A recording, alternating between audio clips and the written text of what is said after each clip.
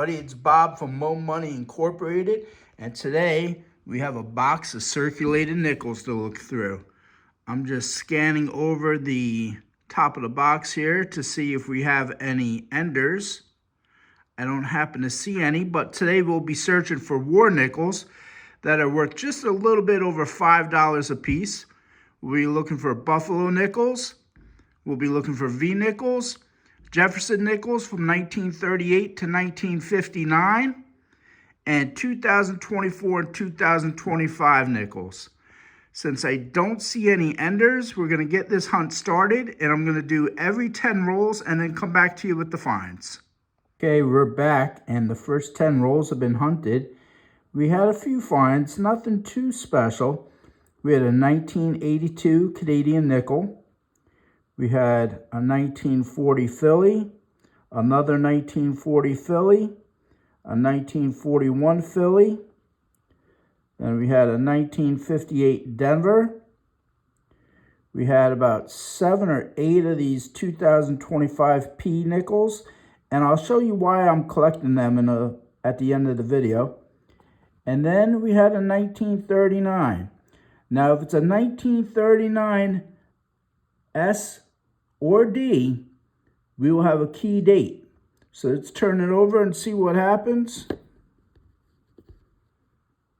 That's right, let me zoom in on it a little bit. 1939, I don't know if you can see it. I'll show it on the scope at the end of the video. We just found a 1939S, and that's a key date. Now, I know what a lot of people are going to be saying.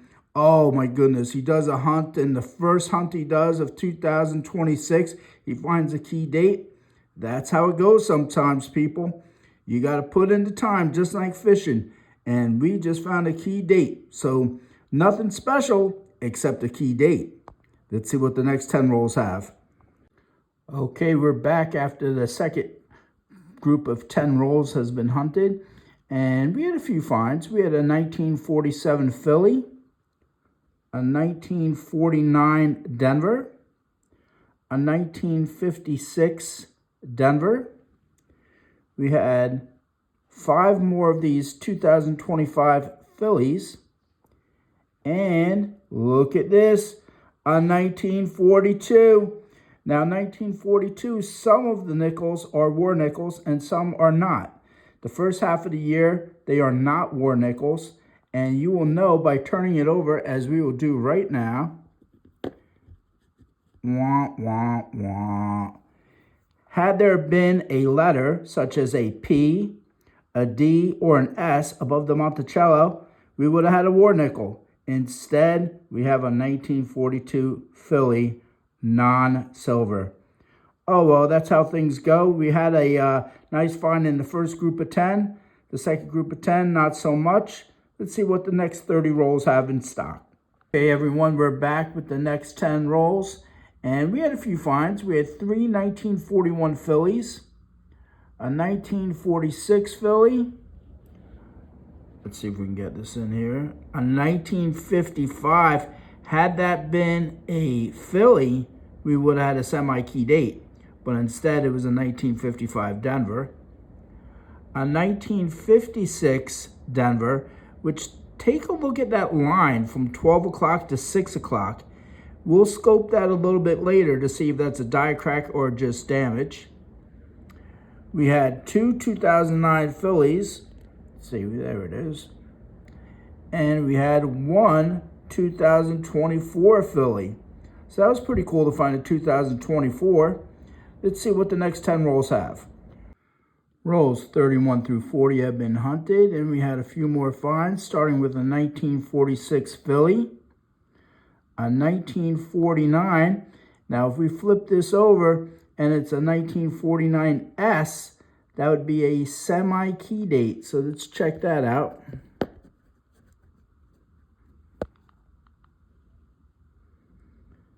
You may not be able to make that out, but that is, in fact, a 1949S. So we have a semi-key date. We have a 1954 Denver, 2 1959 Denvers. We got a 2024 P, and 6 or 7 more of the 2025 Ps. So far in this hunt, we haven't found silver, we haven't found a buffalo nickel, but we have found a key date and a semi-key date. So that's pretty cool. Let's see what the last 10 rolls have. Well, we finished off the box and we had a few more finds. We had a 1953D, a 1954D, and a 1954P, a 1958D, a 1959D. We had 6 more of the 2025 Ps, and looky. And let me see, I don't know if it's coming in clear or not. I can see it, but I know it's already there. There's a D mint on the bottom of that buffalo nickel. Let's flip it on over. And let's see if we can get it. 1927. 1927 buffalo nickel to go along with earlier we had a key date and a semi-key date.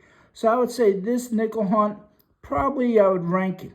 I have to give it an A. If you find a key date, a semi-key date, and a buffalo nickel, that's got to be an A. Unfortunately, no silver for today. Stay tuned for the wrap-up. Okay, we're back with the wrap-up. We had quite the assortment of finds in this hunt. We had 11 from the 1940s, with this one that really hurt being from 1942, but it turned out to be a faker. Then we had 12 coins from the 1950s. We had our friend from Canada, 1982. We had 2 2009 Phillies, 2 2024 Phillies, and we had 25 2025 Phillies and 1 from Denver. And then the real stars of the show. We had the 1939, which turned out to be from San Francisco, which was a key date. We had the 1949, which also was from San Francisco, semi-key date. And then we had the 1927 Buffalo. Now let's go to the scope so I can show you a few more things before we wrap things up for the day.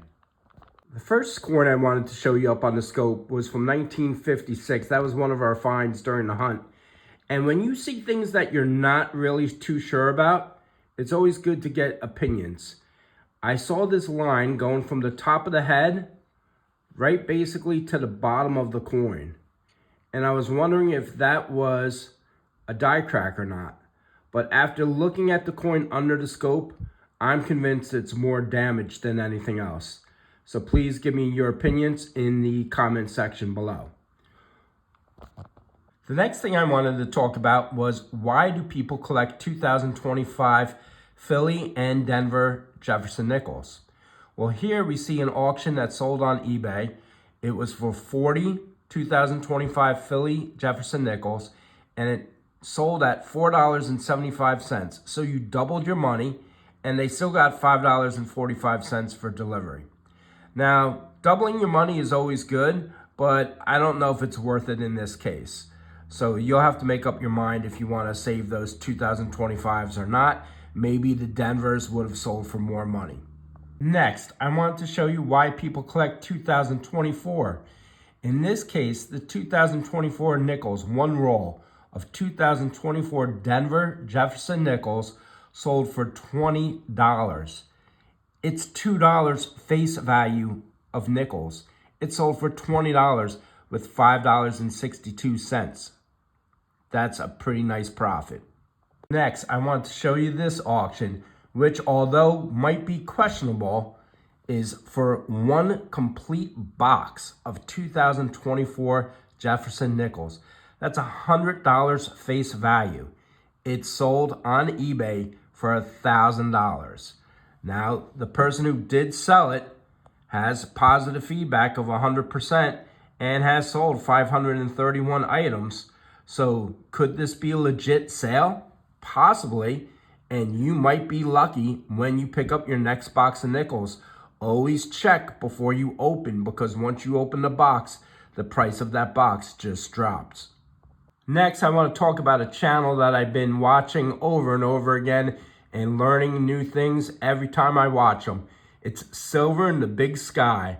They have 398 subscribers, and they usually get their bags of coins from banks. They search anywhere from pennies, nickels, dimes, quarters, half dollars. They even do dollar bill hunts. And you will be impressed with the way they go through their hunts and, just the way they lay everything out and the information that they give you. You would be sadly mistaken if you bypass this channel. Next is one of my favorite channels to check out. It's Dirty Waters Coins and Collectibles. Vinny does a fantastic job. That's probably why he has 5,023 subscribers. He searches everything. I mean everything. Pennies, nickels, dimes, quarters, half dollars. He even does Ike dollars, dollar bills, you name it, he does it. And this guy doesn't miss anything. If you want to learn about errors, this is your man. Double dies, this is your guy. Take out your notebook, take out your pencil, and start writing down the information that Vinny's going to give you. This is Bob from Mo Money Incorporated. As you can tell, I wasn't feeling so great during today's video, but you helped me get through it. You helped me power through and show off my finds, and I really appreciate that. I'm at 909 subscribers, trying to make my way on up to 1,000. So if you hit the like button and subscribe, I'd greatly appreciate that. And I can't wait to see you at my next hunt.